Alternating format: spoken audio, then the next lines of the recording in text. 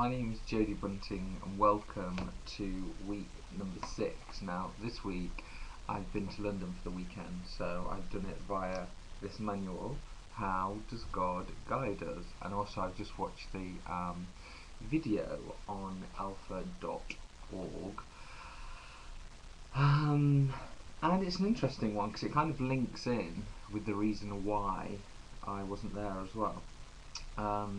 So the main thing is the old saying, everything happens for a reason. Whether it be death, whether it be birth, whether it be a good thing or whether it be a bad thing. If you are religious, then you do believe that God is guiding you onto your pathway, which is a great thing. Obviously I've been studying a lot of positivity and things like that, and it all, it's kind of your natural path in life. Just reading through some of the things, examples of marriage, jobs, homes. The only contradictory thing to kind of positive thinking is that Louise Hay is a big believer in life is very easy and everything should be very easy.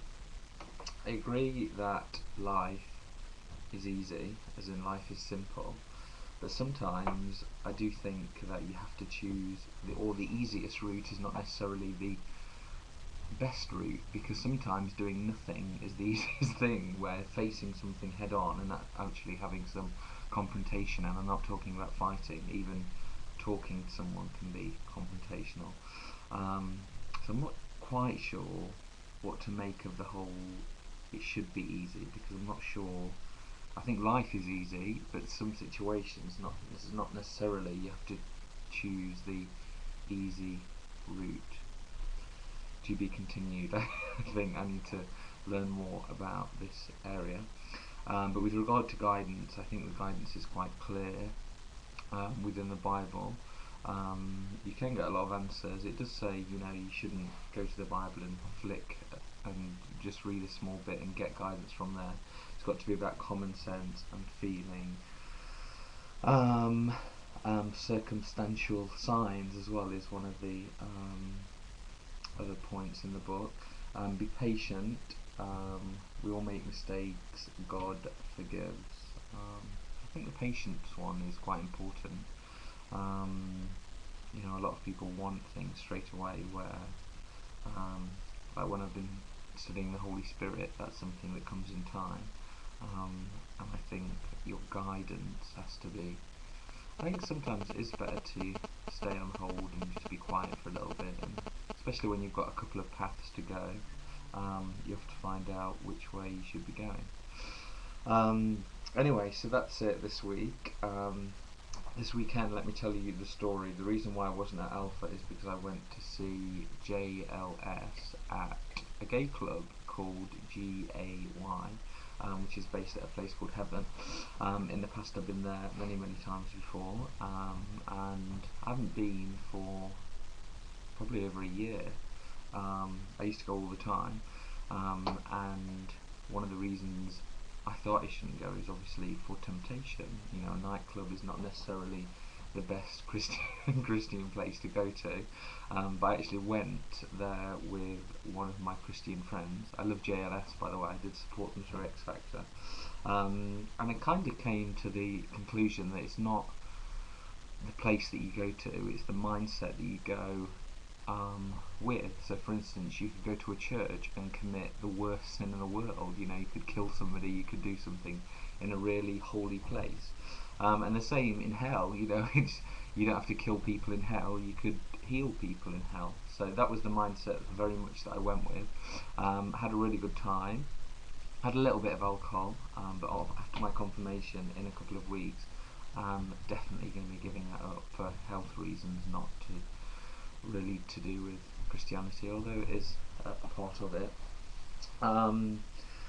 But yeah, so I just really wanted to explain why I went there, because most people would say, you know, how can you go to a nightclub when you're trying to be a good Christian? And again, if you look at the teachings of the Bible, look at Jesus, what Jesus used to do. He used to hang around with the prostitutes, he used to hang out with all the weirdos. And I don't, I'm not trying to say that in a bad way. I'm just saying, you know, Christians do come in all walks of life, and I actually feel like, you know, I don't really want to be that person skipping to the church on a Sunday morning and living in some, I don't know, house that doesn't see anybody out of Christianity. I have quite a lot of Muslim friends and stuff, and I do quite like the challenge of speaking to them about religion, and also the non-believers, people who are maybe gay or are sinful in other ways. I think it's good to spread the message of Jesus. I can't really. Let me stand up and show you. Let me show you my Jesus belt, guys. Can you see my Jesus belt? It's a bling one as well. And I did actually wear this when I went to JY, and I loved it. The reason I thought that was okay, obviously a lot of my friends are like, how can you wear a bling belt with Jesus on in church? But when we were in church the other Sunday morning, they did say about, in the Bible it says about tying like a ribbon around your head or around your wrist, just to give you a reminder of the word of Jesus. There's lots of bands, What Would Jesus Do? It says on there. I think my belt's the same thing, you know, it just gives me a little reminder of the change that I'm going through, and that I live in Jesus' name. So I'm actually quite proud of my belt. Still a little bit shy with some people, obviously, when I'm saying it, because I used to have Jody there. I've now replaced Jody with Jesus, which Christians out there would agree is a great thing. But yeah, so that's been the journey, and a great weekend. On the Sunday, I went to a baby shower, my friend's baby shower, and missed the Alpha course. Obviously, one of the 10 commandments, the first commandment is God should become before everything. I was speaking to this about in church about my friend, and my friend said, you know, an Alpha course is there, more teachings from God is always there, but maybe the baby shower wouldn't always have been there. You know, it's a once in a lifetime thing, so you should go there because your friend will be very upset. So I don't know, but I did have some, you know, I did miss my Alpha course and did wish I was there. So I don't know, I had a good time anyway, and I think my friend appreciated, and it was nice to see my other friends there as well. Okay, so that's it, over and out for this week. How does God guide us? He guides us gently, and we must listen to him and wait for more guidance. That's how we will end. Thank you very much.